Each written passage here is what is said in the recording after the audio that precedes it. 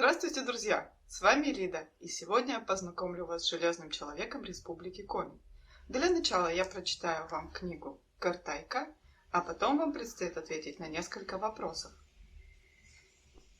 В стародавние времена, когда макучий кедр во дворе еще был маленьким зернышком, на берегах рек Печоры, Ижмы и Вычегды жили чудские племена, которые поклонялись каменным да деревянным идолам. В то самое время появился в верховьях реки Вычегды злой колдун. Откуда он пришел и зачем, никто не знал. Вид у чужеземца был страшный, огромный рост, плечи широченные, лицо закрывала длинная черная борода, а темные глаза зловеще блестели из-под густых бровей. Оказался он железных дел мастером. Вот только шло его умение от силы темной, злобной, людей ненавидящей. Мощи у колдуна было столько, что на 100 человек хватило бы.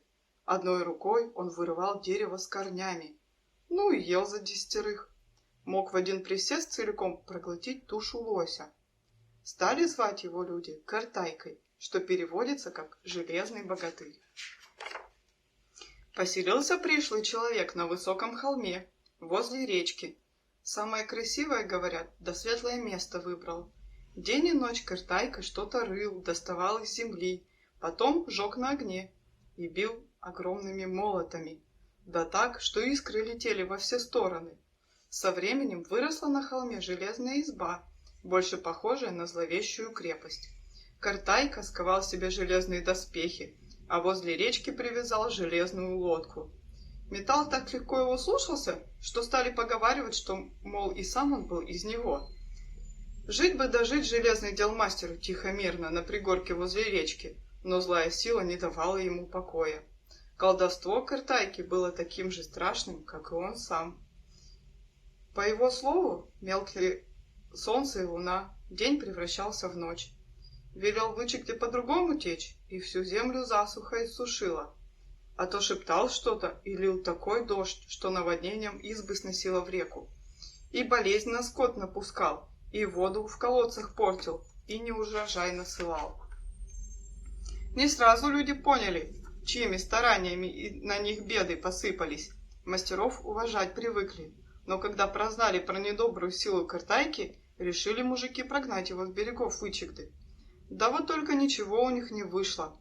Могучий колдун раскидал их, как щепки, а село сжег дотла, до последней избы. «Слушайте же меня, люди!» — молвил мучитель, стоя на пепелище.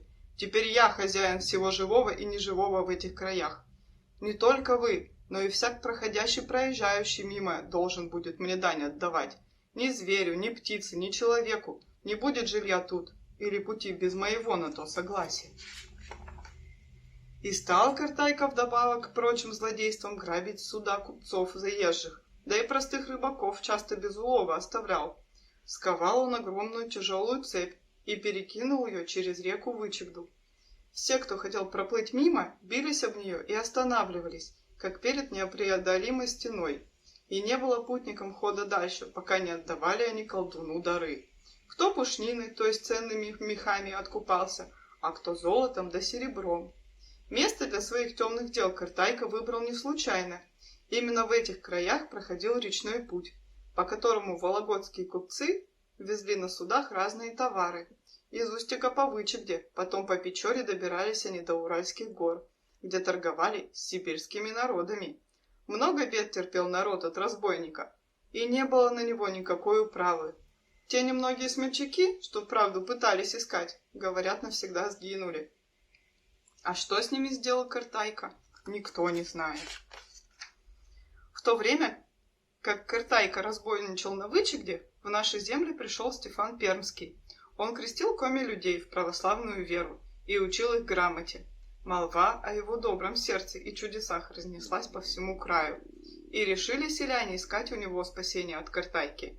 Пришли они к святителю с поклоном и рассказали о свирепом кузнеце. Собрался Стефан Пермский в путь, чтобы самому усмирить лиходея. «Не ходи туда, святитель, одолеет тебя злой колдун», — уговаривали Стефана его ученики.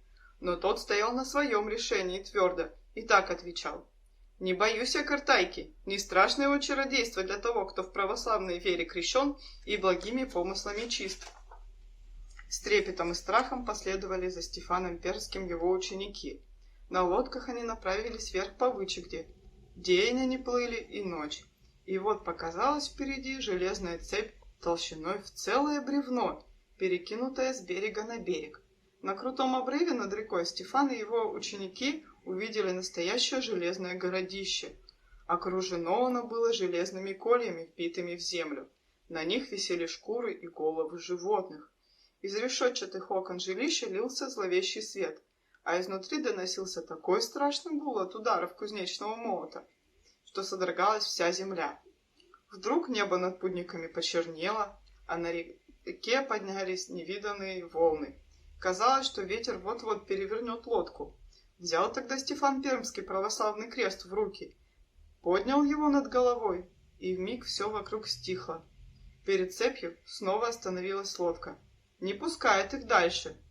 Опустил тогда святитель в воду свой посох, цепь лопнула и утонула в Вычегде. Пристали путники к берегу, велел Стефан Пермский отойти своим ученикам подальше, а сам прошел прямо к жилищу Картайки. Тут раздался страшный треск, и ворота крепости отворились. В дыме и грохоте перед святителем предстал страшный колдун. В руке он держал кистень с шипами. «Зря ты сюда явился, Стефан Пермский!» — прорычал злодей нечеловеческим голосом. «Живым не сойти тебе с этого берега!» С этими словами кинулся он на святителя. Засверкали молнии, раздался жуткий гром, ветер закрутил облака в воронку, и казалось, что небо вот-вот обрушится на головы смельчаков. Стефан Пермский произнес короткую молитву и осенил колдуна крестным знаменем. Тот встал как вкопанный, а все вокруг стихло и замерло. Подошел святитель к Картайке и развязал железный пояс, что висел у разбойника поверх доспехов. В нем-то и крылась вся злая колдовская сила. Упал Картайка на землю и испустил дух, а его крепость грохотом обрушилась, похоронив под собой все несветные богатства колдуна. Долго еще люди пытались отыскать сокровища Картайки, да только заговоренными они оказались, никому не давались в руки. Лишь спустя много веков в местечке, где Картайка был повержен Стефаном Пермским, нашли клад из медных монет и разные утвари. Поговаривают, что это лишь малая часть того, что спрятано глубоко под землей. После смерти Картайки местные жители раскрыли секрет его кузнечного дела и стали процветать здешние села до деревни. И так появилось на коме земле село Карткорос, названное в честь добрых мастеров железного дела. Я прочитала вам предание о Железном человеке, надеюсь, оно вам понравилось. А теперь давайте ответим на несколько вопросов. Ответы пишите в комментариях. Как зовут Железного человека Республики Коми?